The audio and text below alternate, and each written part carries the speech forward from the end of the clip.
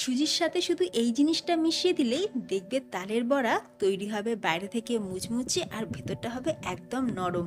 আজকে আমি সব কিছু উপকরণের সঠিক মাপ সহ তালের বড়ার একদম সহজ রেসিপি তোমাদের সাথে শেয়ার করব। নমস্কার, বেঙ্গলি রন্ধনশালার আরও একটা রেসিপিতে তোমাদের সবাইকে স্বাগত। তাহলে প্রথমেই যেটা করব, 250 গ্রাম সুজি উষ্ণ গরম জল দিয়ে ভিজিয়ে রাখবো 15 থেকে 20 মিনিট। 15 মিনিটের মধ্যে সুজিটা খুব ভালোভাবে ভিজেও যাবে আর সুজি দেওয়ার ফলে তালের বড়াগুলো বেশ মুচমুচে হবে। আচ্ছা, এবার আমরা তালের পাল্পটাকে বের করে নেব। তো সেই জন্য এরকম একটা গ্রেটার নিয়ে নিয়েছি আর গ্রেটারের সাহায্যে তালের পাল্পটা বার করে নেব। তো আজকে আমি দুটো তালের পাল্প বার করব। আর এই যে দেখো, তালের আঁটির থেকে পাল্প ততক্ষণ বার করতে হবে যতক্ষণ না তালের আঁটিটা পুরো সাদা হয়ে যাচ্ছে।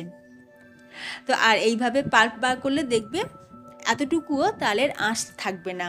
এরকম গ্রেটার দিয়ে তালের পাল্প খুব সহজেই কিন্তু বার করা সম্ভব। আর তালের আঁটিগুলোকে আমি একটু জলে ভিজিয়ে রেখেছিলাম। একটু জলে ভিজিয়ে রাখলে দেখবে তালের পাল্পটা খুব ভালোভাবে বার করাও যাবে। তো যাই হোক, এবার আমি 3 কাপ তালের পাল্প একটা বাউলের মধ্যে নিয়ে নিয়েছি। তাতে এবার ভেজানো সুজিটা দিয়ে দিলাম। এবার আমি এর মধ্যে দিয়ে দেবো চিনি। এখানে আমি 350 গ্রাম চিনি নিয়েছি। তোমরা তোমাদের পরিমাণ মতন চিনির পরিমাণটা দেবে, কারণ অনেকেই আছো যারা মিষ্টিটা একটু কম পছন্দ করো বা অনেকেই আছো বা একটু বেশি মিষ্টি পছন্দ করো। তো সেক্ষেত্রে তোমরা তোমাদের আন্দাজ অনুযায়ী দেবে। তো একটুখানি চিনি আমি রেখে দিলাম, আমার মনে হচ্ছে বেশি হবে, তো আলাদা করে রেখে দিলাম, যদি লাগে আমি পরে দিয়ে দেবো। এরপর দিয়ে দিচ্ছি 500 গ্রাম ময়দা। ময়দার বদলে তোমরা আটা দিয়েও করতে পারো, আবার আটা ময়দা মিশিয়েও করতে পারো। আর স্বাদটা বাড়ানোর জন্য দিয়ে দিলাম 1 চিমটে নুন আর দিয়ে দিচ্ছি 1 চা চামচ কালো জিরে। এবার সব কিছু দিয়ে খুব ভালো করে মেখে নেব। বন্ধুরা, এখানে বলে রাখি, অনেক সময় দেখবে তাল তিতো হয়, আর তাল কেনার সময় মা বলে যে কালো দেখে তাল কিনলে তাল কিন্তু তিতো হয় না। আর সাপোজ যদি তাল তিতোও হয়ে যায় তাহলেও কোনো চিন্তা নেই। তালটাকে তোমরা কি করবে, তালের পাল্পটাকে একটু ফুটিয়ে নেবে, মানে একটু জাল দিয়ে নেবে, কিছু না দিয়েই তালের পাল্পটা একটু জাল দিয়ে নেবে, তাহলে দেখবে তালের তেতো ভাবটা চলে যাবে। এরপর আমরা দিয়ে দিলাম 1 বাটি চালের গুঁড়ি। আমি শুরুতেই বলেছিলাম যে সুজির সাথে এমন একটা জিনিস মেশাবো যার ফলে তালের ফুলুরিগুলো বেশ মুচমুচে তৈরি হবে, আর সেটাই হচ্ছে এই চালের গুঁড়ি। চালের গুঁড়ি দিয়ে খুব ভালো করে এবার ফেটিয়ে নেবো। যেহেতু আমরা ময়দা ব্যবহার করেছি, একটু ভালো করে না ফাটালে তালের বড়াগুলো ফ্লপি হবে না। খুব ভালো করে ফেটিয়ে নিয়েছি।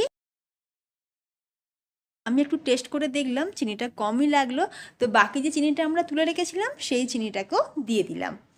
দিয়ে এরপর আমরা দিয়ে দিচ্ছি নারকেল কোড়া। এখানে 1 কাপ পরিমাণে নারকেল কোড়া নিয়েছি। এবার তোমরা যারা নারকেল পছন্দ করো না, তোমরা নারকেলটা নাও দিতে পারো, তবে ওই আর কি, দিলে টেস্ট বাড়বে। নারকেলটাকে দিয়েও খুব ভালো করে একবার মিশিয়ে নিলাম। তো তালের বড়া ভাজার জন্য কিন্তু একদম তৈরি। তো তালের বড়াগুলো তেলের মধ্যে কিভাবে ছাড়বে সেটাও দেখে নাও।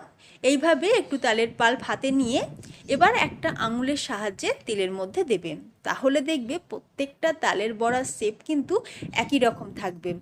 আর তেলের মধ্যে দেওয়ার আগে অবশ্যই তেলটাকে খুব ভালো করে গরম করে নেবে। আমি সর্ষের তেল দিয়ে তালের বড়াগুলো ভাজছি।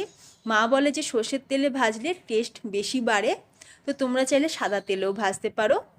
তো একটা একটা করে তালের বড়া তেলের মধ্যে দিয়ে দিলাম। তেলটাকে কিন্তু খুব ভালো করে একদম ধোঁয়া ওঠা পর্যন্ত তেলটাকে ভালো করে গরম করে নিতে হবে। এবার মিডিয়াম ফ্লেমে বড়াগুলোকে ভেজে নিতে হবে, হাই ফ্লেমে কখনোই ভাজবে না। সেক্ষেত্রে কি হবে, ওপরে কালার এসে যাবে কিন্তু ভেতরটা কাঁচা থেকে যাবে। আর তোমরা দেখতেই পাচ্ছ কত সুন্দর কালার এসে গেছে। আর শেপটা দেখো, প্রত্যেকটা তালের বড়ার শেপ কিন্তু মোটামুটি একই রকম। এইভাবে করে দেখবে, দেখবে বড়াগুলোর শেপ একই রকমই থাকবে। তো 1 ব্যাচ তালের বড়া আমার ভাজা হয়ে গেছে, আমি তুলে নিচ্ছি। একই রকমভাবে বাকি বড়াগুলোকেও ভেজে নেব, তবে আবারও একবার ফেটিয়ে নেব। যতবার তেলের মধ্যে ছাড়বে তার আগে এই ব্যাটারটা একবার ভালো করে ফেটিয়ে নেবে, তাহলে দেখবে প্রত্যেকটা বড়া ভীষণই মুচমুচে হবে। তো তালের বড়া আমাদের একদম তৈরি, বাইরে থেকে মুচমুচে, ভেতরটা হচ্ছে ভীষণই সফট। বাড়ির ছোট থেকে বড় সকলে খুব পছন্দ করে খাবে। তোমরা বাড়িতে এইভাবে একবার বানিয়ে দেখো, আর মেজারমেন্টগুলো কিন্তু এই রকমই রাখবে। তাহলে তোমরা নিজেরাই বুঝতে পারবে কতটা সুন্দর তালের বড়া তোমরা নিজেরাই বাড়িতে বানাতে পারবে। তো ভিডিওটা আমি আজকে এখানেই শেষ করলাম। রেসিপি ভালো লাগলে লাইক, কমেন্ট আর শেয়ার করতে ভুলো না, আর তার সাথে চ্যানেলটা সাবস্ক্রাইব করে রাখতেও ভুলো না। ধন্যবাদ।